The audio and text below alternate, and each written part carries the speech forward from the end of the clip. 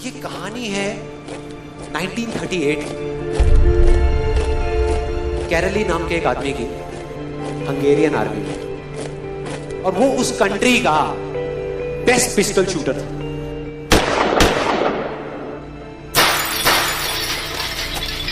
जितनी भी national championships हुई थी उस कंट्री में, उसको वो जीत चुका था। और सबको ऑलमोस्ट कंफर्म था कि 1940s में जो ओलंपिक्स होने वाले हैं उसमें गोल्ड मेडल केरली को ही मिलेगा। और उसने सालों से ट्रेनिंग करी थी। उसका एक ही सपना था, एक ही फोकस था कि मुझे अपने इस हाथ को दुनिया का बेस्ट शूटिंग हैंड बनाना है, बेस्ट बनाना है, बेस्ट बनाना है। और वो कामयाब हो गया, उसने बना लिया बेस्ट शूटिंग हैंड। सिर्फ 2 साल का था।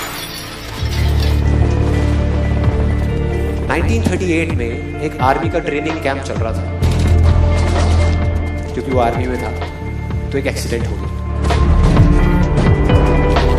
उसके उसी हाथ में जिससे उसने गोल्ड मेडल जीतना था, उसमें एक हैंड ग्रेनेड फट गया और वो हाथ चला गया।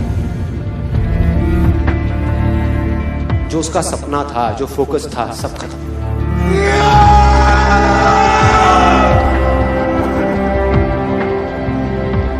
उसके पास 2 रास्ते थे। एक तो ये कि वो बाकी की पूरी जिंदगी रोता रहे और कहीं जा करके छुप जाए, या अपना जो गोल था, जिस पे उसने फोकस किया हुआ था, उसको पकड़ करके रखे। तो उसने फोकस किया उस पे नहीं जो चला गया था, जो उसके पास नहीं था। उसने फोकस किया उस पे जो उसके पास था।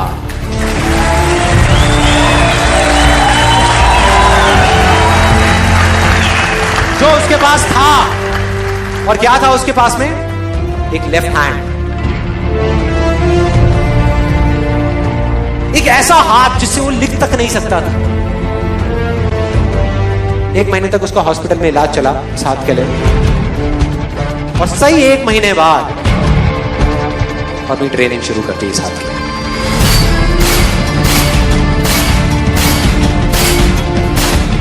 ट्रेनिंग के 1 साल बाद, मतलब कि 1939 में वो वापस आया। नेशनल चैंपियनशिप्स हो रही थी वहीं पे हंगरी में, और बाकी भी बहुत सारे पिस्टल शूटर्स थे वहां पे। उन्होंने जा करके उसको कांग्रेचुलेट किया, कहा कि यार देखो, ये होता है जज्बा, ये होती है स्पोर्ट्समैन स्पिरिट, कि इतना सब कुछ होने के बाद भी तुम यहां पर आए हो हमको देखने के लिए और हमारा हौसला बढ़ाने के लिए। किसी को नहीं पता था कि वो 1 साल से अपनी ट्रेनिंग कर रहा था लेफ्ट हैंड की, और उसने जवाब दिया, मैं यहां पर तुम्हारा हौसला बढ़ाने नहीं आया, तुम्हारे साथ कॉम्पीट करने आया हूं, तुमसे लड़ने आया हूं, तैयार हो जाओ। और कंपटीशन हुआ। बाकी सब वहां पर जितने भी लोग थे वो कॉम्पीट कर रहे थे अपने बेस्ट हैंड से। ये कॉम्पीट कर रहा था अपने ओनली हैंड से, ओनली हैंड से। कौन जीता? The man with the only hand, केरली जीत गया। लेकिन वो यहां नहीं रुका। उसका गोल क्लियर था कि मुझे इस हाथ को, इस कंट्री का नहीं, इस पूरी दुनिया का बेस्ट शूटिंग हैंड बनाना है। उसने अपना सारा फोकस उठा करके डाला 1940 पे, जब ओलंपिक्स होने वाले थे। लेकिन 1940s के ओलंपिक्स कैंसिल हो गए वर्ल्ड वॉर की वजह से।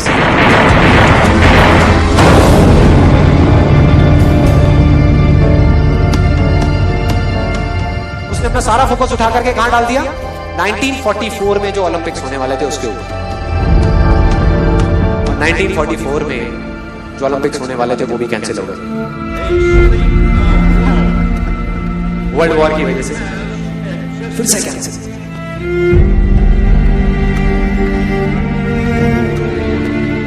उसने अपना सारा फोकस उठा करके डाल दिया 1948 के ओलंपिक्स में। 1938 में उसकी एज थी 28 साल, 1948 में उसकी एज हो चुकी थी 38 इयर्स। और जो यंगर जो प्लेयर्स आते हैं निकल करके, उनसे कॉम्पीट करना मुश्किल होता चला जाता है।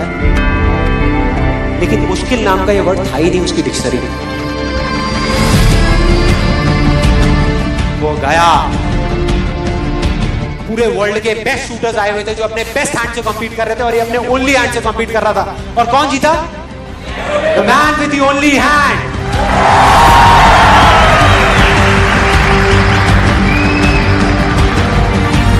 लेकिन वो तब भी नहीं रुका।